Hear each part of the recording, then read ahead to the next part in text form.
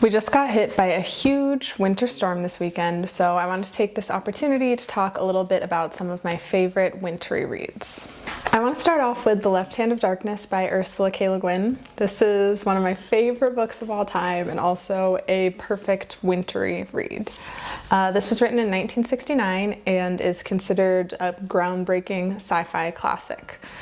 If you're not normally into science fiction, don't let that put you off. Also, I want to dissuade you away from that because science fiction can encompass so many different types, styles, ideas, whatever.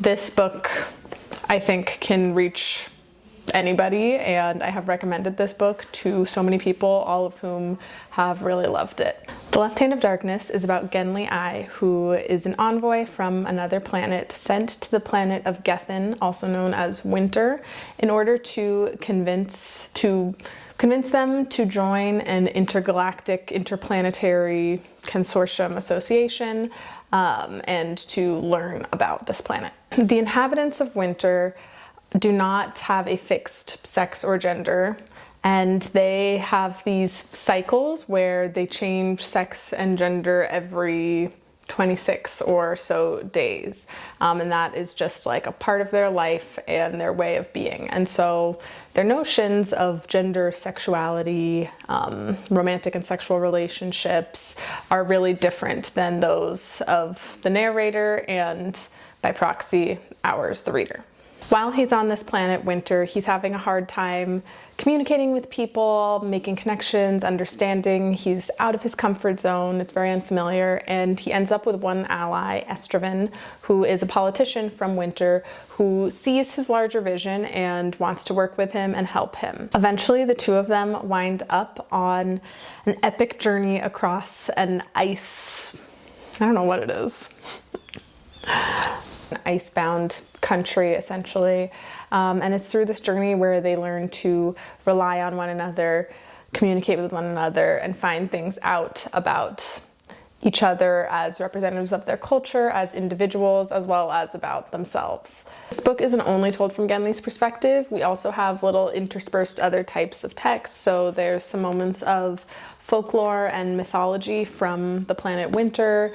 There are also some excerpts from Estraven's journals, so you get this kind of range of different perspectives and texts that make up our understanding of the world. At very first, it was a little bit tough to get into with all of the different words, right? There's whole new words that are made up that characterize this world and how the people engage with each other and interact. And I think if you're not used to reading science fiction or fantasy or anything like that, that can be a little bit of a stumbling block, but very much worth getting through and getting to the heart of this book. Ultimately, it's not only a story about culture, about gender, about being an outsider. It's a story about friendship and about how it is differences that can bring us together rather than the things that make us the same. I never feel like I do this book justice when I describe it, but I recommend it wholeheartedly. Read this book. The next book I want to talk about is Snow by Orhan Pamuk, who is a Turkish author and winner of the Nobel Prize in Literature. This book is from 2002, and snow seems like an obvious choice for a wintry book. It is an apt title. There's a lot of snow.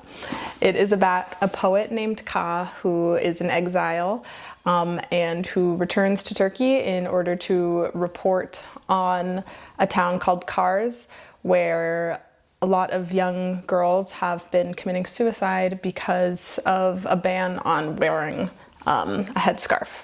And so he's returning to Turkey in order to report on this phenomenon. He is a poet, like I said, and you see some of his poetry in the book. Although before returning to Kars, he's been having a bit of a writer's block. But when he comes to this remote little city, he starts to get inspired again. He is reconnecting with sort of a long-lost love interest, and investigating this phenomenon that's going on. I would say this is like a cultural exploration of Turkey at this kind of crossroads time when there are these different tensions and ideas floating around surrounding religious identity, political identity.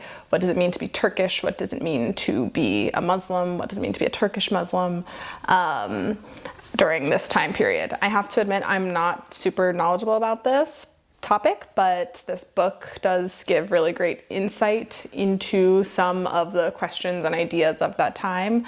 I would say coming from the perspective of somebody who has spent time in Western Europe and has that kind of sensibility. So perhaps it's not entirely balanced, but that is one perspective portrayed here. The descriptions of cars and the city being ensconced in snow are very powerful.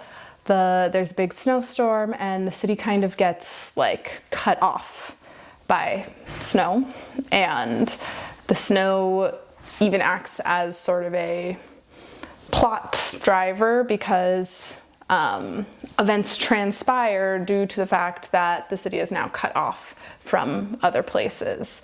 The snow also has this kind of like muting, dampening effect. And as we're with this poet who is reflecting on his life and his memories, and the snow is kind of there putting this like hush of time and place over him in a way that is very powerful.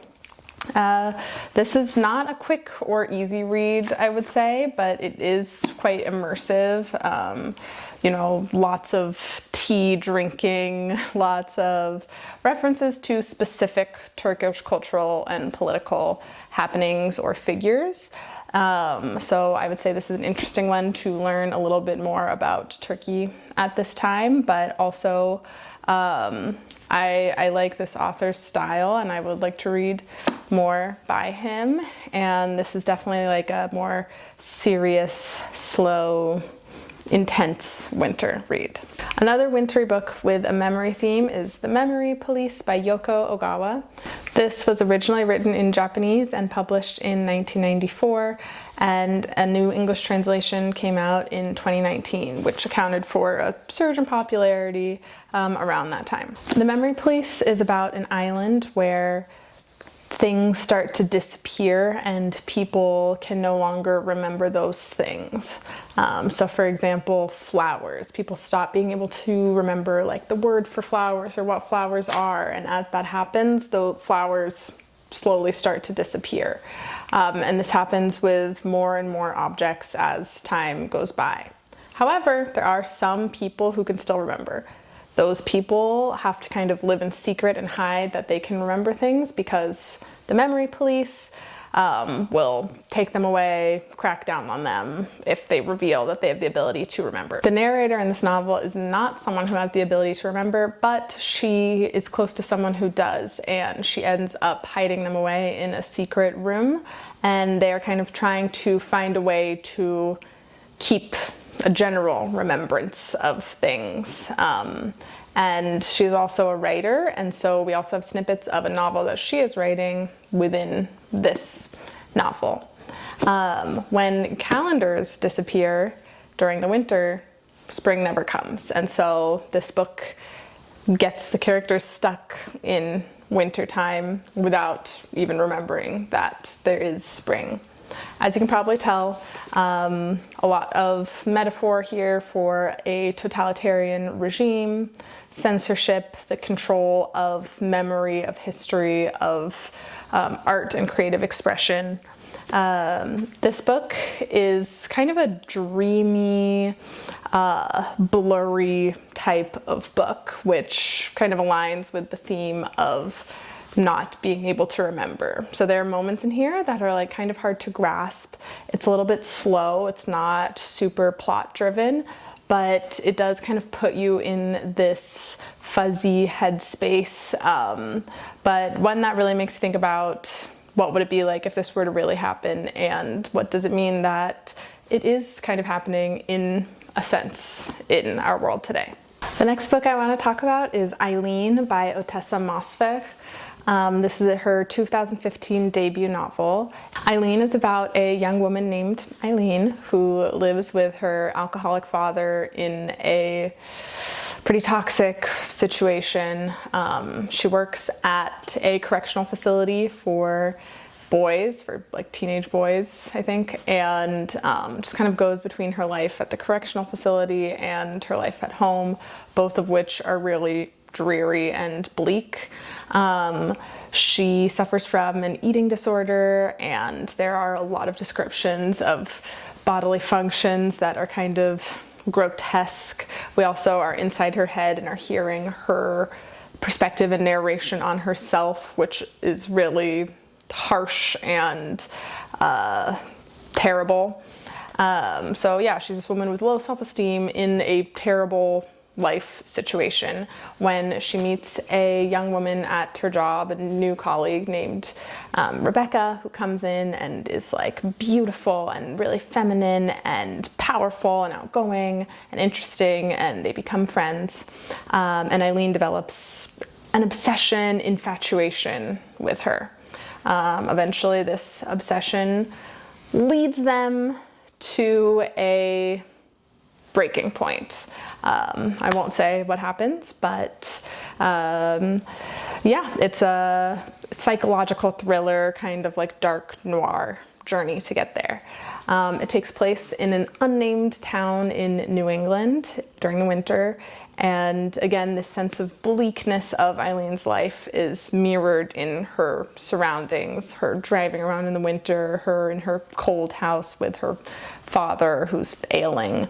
Ottessa Moshfegh has been pretty popular in these past few years, My Year of Rest and Relaxation, a couple other ones, and so this is her first book that kind of broke her out into the mainstream. Definitely one that kind of makes you squirm a little bit, but really fast-paced. I think I read it in one day, interesting, and kind of like a snappy read. The last book I want to talk in depth about is City of Thieves by David Benioff. That was published in 2008, and it is the story of the siege of Leningrad during World War II, when the Germans are encroaching in the city and Leningrad has been cut off from the outside world. We follow our protagonist, Lev, who has kind of decided to stay within the city after his mother and sister have fled and his father has died.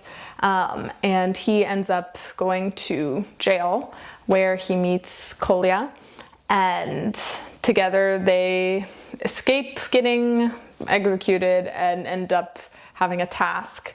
They are conscripted by the general to find a dozen eggs for the general's daughter's birthday cake or wedding cake. And so the rest of the book is their journey trying to find these eggs inside, outside of the city, where they need to go and how they get them. This is at a time when people are starving to death, right? And so a dozen eggs is an extremely tall order, but it's a way for them to save their own lives. So they get into it. They both also have this sense of adventure, of wanting to be a part of something bigger. Kolya is really charismatic, handsome, confident, and Lev is kind of getting pulled along in his wake. This is a great adventure story. We see their experiences as well as witness some of the brutalities and atrocities that going on during the war and as people starve. So it's dark, but like I said, it's really an adventure story at its heart. So it has this kind of buoyancy as they go through these different situations and encounter different groups of people that get them closer to where they need to go. Yeah, I just also read a book about about the Soviet Union. So thinking of the two next to each other, it was a nonfiction book called Secondhand Time. So I feel like I now have way more background about that era than what this book gave, but it is just like a little snapshot and yeah, an adventure story. Well written, well paced, definitely winter. Lastly, I just want to mention a couple of classics that I think are great winter reads. That includes Wuthering Heights by Emily Bronte, Jane Eyre by Charlotte Bronte, and Frankenstein by Mary Shelley. I would highly recommend any of these, and the reason I'm not talking about them more in depth today is I feel like at least Wuthering Heights and Frankenstein have been talked about a lot in these past couple of months because of their controversial film adaptations, and I do not feel like delving into that right now. I do love all three of those books that I mentioned though, and so I will probably talk about them at a later time. However, great, wintry, desolate, bleak, dark, gothic type books that are also good to cuddle up with during a snowstorm. Thank you for watching. I hope one of these books inspired you, and if you are stuck in the snow like I am, I hope you have time to curl up with a good book. Let me know what you like to read when it is freezing out.